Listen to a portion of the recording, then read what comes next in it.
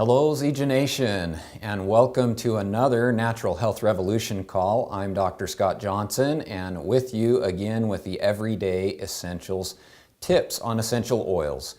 Today I wanted to talk about one of my absolute favorite single essential oils that I place in my top 5 and one that every home should have in it.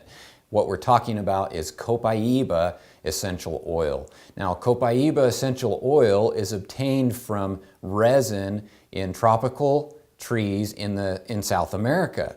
And this amazing essential oil has a lot of benefits, and some of them and its value comes from being very rich in the cannabinoid beta-caryophyllene.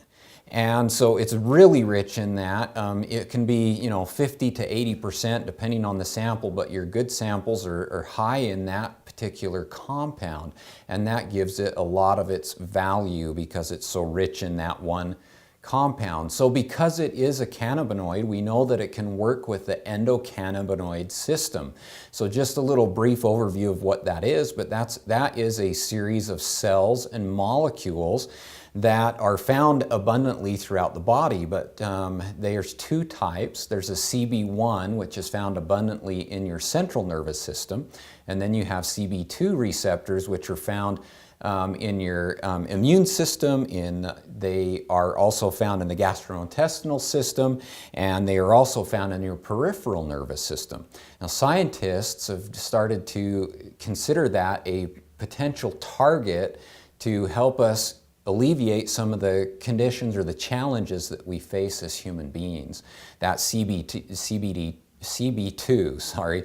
So the nice thing is that research shows us that Copaiba is a selective cannabinoid that attaches to those CB2 receptors.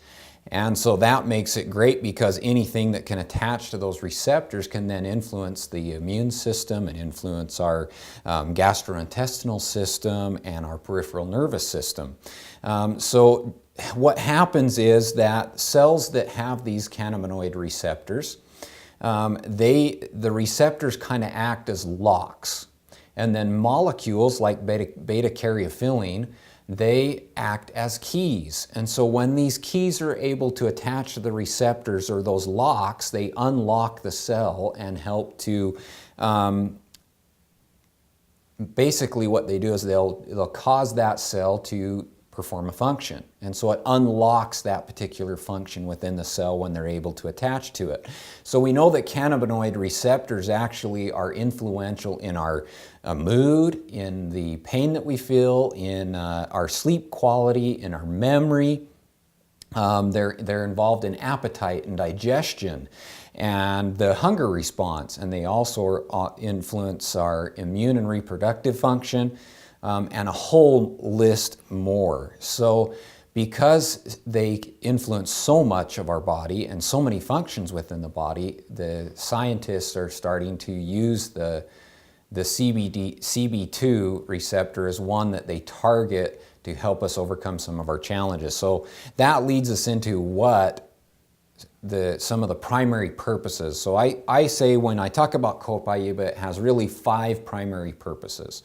So number 1 is that it helps us support a normal inflammatory response. Number 2 is that it's going to aid digestion, but it will also help to support the normal integrity of the lining, the mucus lining of the stomach. So that's 2 things. It helps to alleviate stress, so it's something that can be relaxing and help alleviate stress.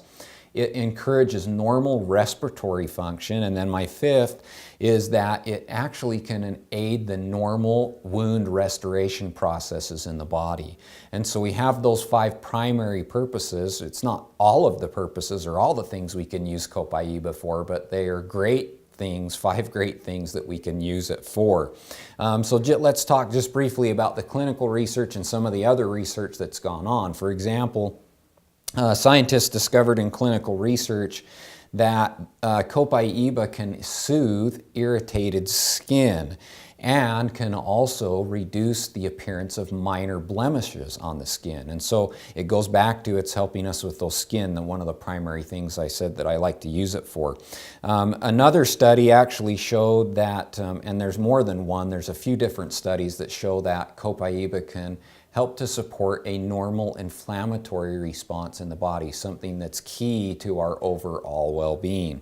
Another study showed that by using Copaiba, they were able to help encourage normal or aid the normal restorative properties of wounds, and that it also helped to prevent the death of tissue around those wounds. And so it helps to allow the wound to heal, allow it to close, and to seal up properly.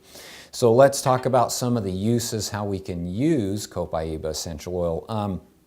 One of the things right off the bat is that we could put about 5 drops of Copaiba essential oil in one of our Mayo veggie caps, add a couple drops of cell therapy because that helps to improve that bioavailability and efficacy of it to help support a normal inflammatory response. So that's one way that we can use it. Another, I have my Mayo Aloe and Coconut Plus carrier oil sitting here, is that we can we can dilute these two, we can mix them together and apply it to irritated skin so it can help soothe any kind of soothing or skin irritation that we experience.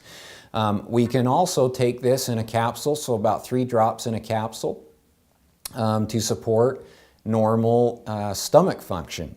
And so that's something that helps to aid our normal digestive process and the stomach function. That's another way that we can use it. Again, topically, if we want to dilute it in our Mayo coconut and aloe carrier oil or just fractionated coconut oil, if that's what you've got, you can apply that to minor cuts or scrapes to help encourage normal wound restoration processes. So that can be another use of it.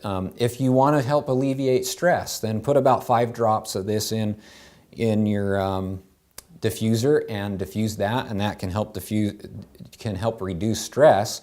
To make it even more powerful though, I'd suggest actually taking about 2 drops of Copaiba, 2 drops of frankincense, 2 drops of orange, and then add 3 drops of tangerine. And so that's a very uplifting and mood balancing blend that you can diffuse. And you can also just put it by itself or maybe combine it with a eucalyptus or a myrtle to help to support normal respiratory function by diffusing it. So that's another way that you can use it. So I hope that you've learned a few more ways that you can use Copaiba essential oil, which is one of my favorites. I'd love to hear from you in the comments field, so let me know in the comments how you use Copaiba and how it has benefited you. So until next time, we'll see you on the next call with Everyday Essentials.